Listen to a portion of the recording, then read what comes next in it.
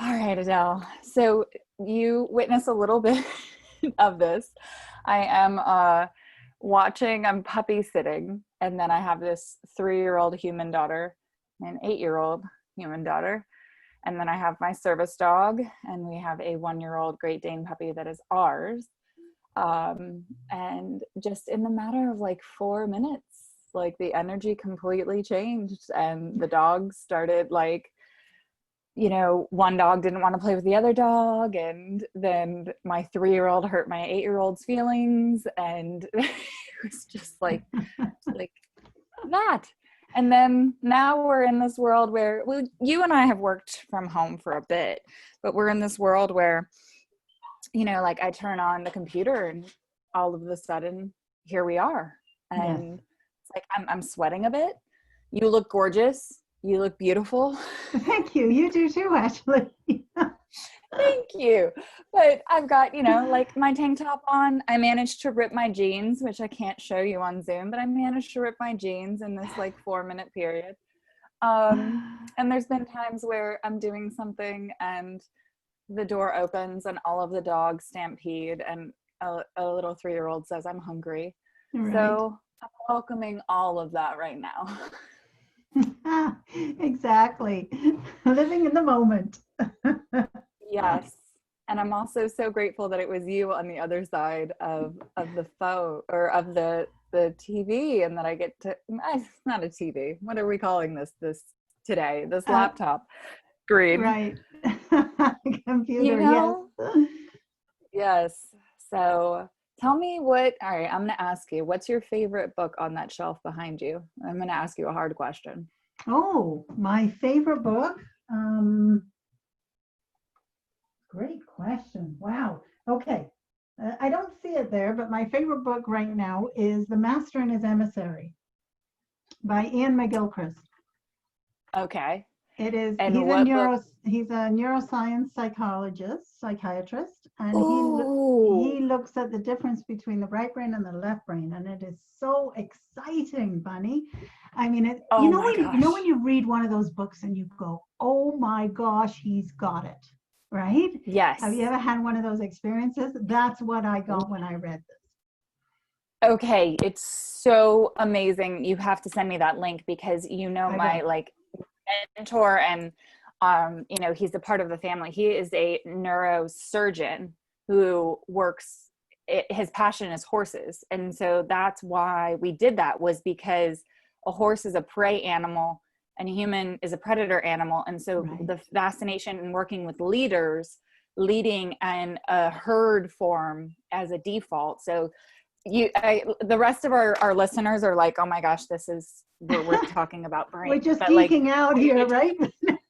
I gotta tell you, like, I need my hands on this book today. I need to read it. So and we'll definitely put the link in the comments for the video. So, but for the listeners that didn't get a chance to see our international campaign, Adele you were standing with like all of these wind chimes around you, and I don't know if it was intentional, but it just took me to like such this amazing place. That is my backyard. I love wind chimes. It's my sanctuary away from home, if you know what I mean. At home, away from home. I just step out there and the world just goes quiet. Oh. And yet it doesn't at the same time, because it's those wind chimes. So I saw my first bear. We're talking about like the Venice canals and kind of what's happened during like this. I wrote a blog called The Great Pause. Well, since being home, I've seen my first bear. And apparently I have hundreds of pet birds that I was completely unaware of. And I've lived in this home for 7 years. And so it's just this question of like, what else am I missing? And then also like how I opened this with you is like how to not get caught rushing again. Yes.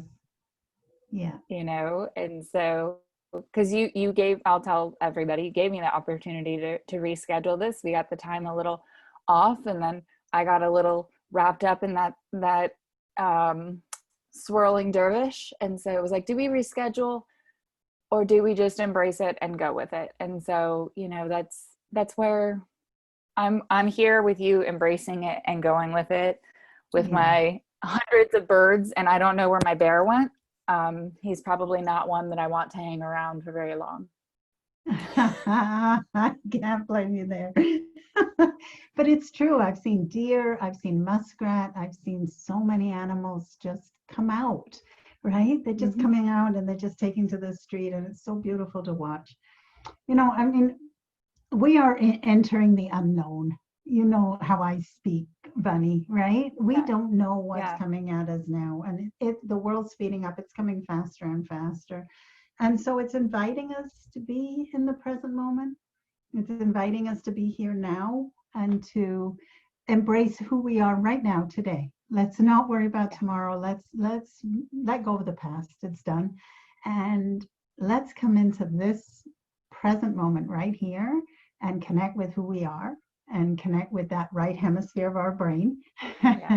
And just enjoy whatever shows up, because at this point, it's showing up faster and faster and faster, like your dogs and your daughter walking through the door saying, I'm hungry. I mean, unpredictable, right? And then right on cue. On cue. Right on cue. Yeah, it's that creating space, and you make it sound so simple, and it is simple. Like that's kind of simple isn't needed. You're 100% correct. There's a complete difference, but it sounds so simple to just create space. And yet, you know, as a therapist, or coming from the therapy world, stress doesn't exist anywhere except for the past or the future.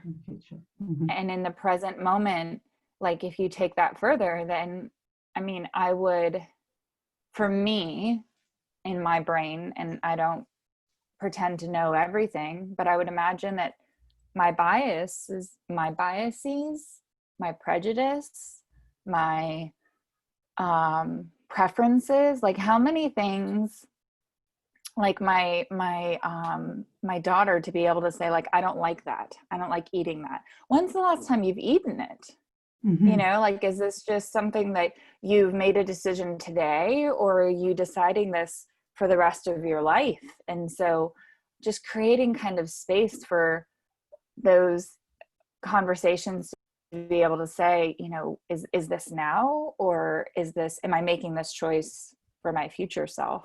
Like, I just blew my own mind, and I wasn't even trying to, but it was just that's what was coming up for me when you were saying, you know, like being present. It's so simple, yet it's probably one of the most difficult things to do.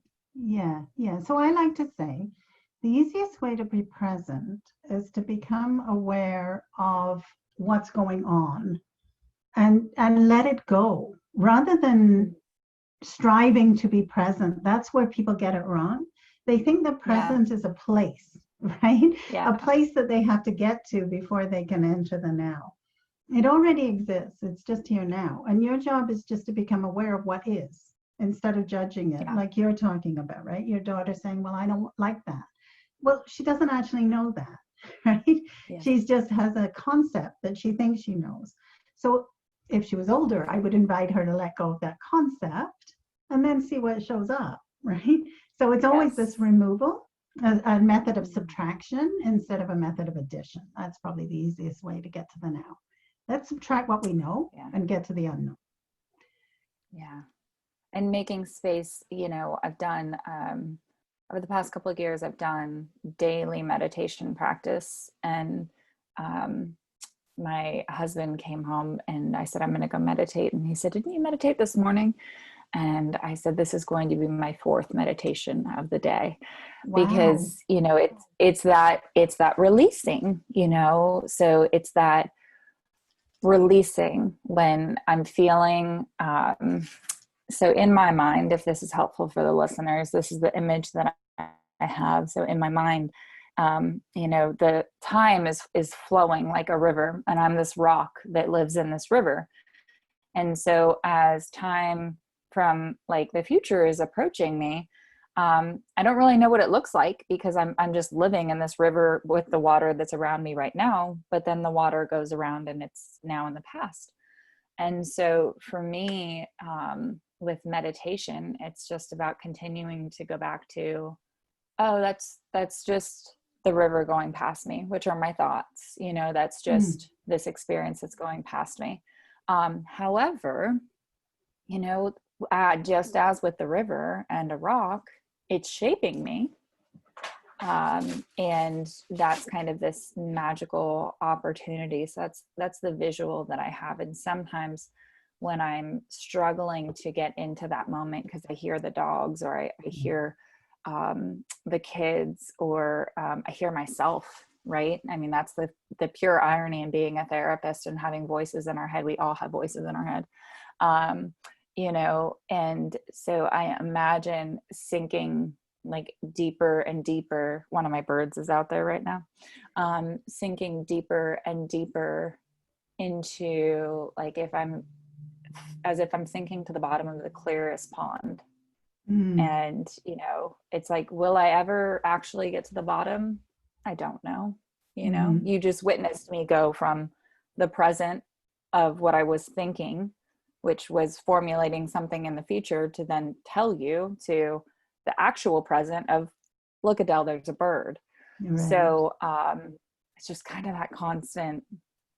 Yeah. And then my last funny thing on that I'll share with you, because I know I've got to let you go, is that somebody sent me, have you heard of the saying, like, that's not my monkey or not my circus, you know, like in relationship of not dealing with kind of the craziness.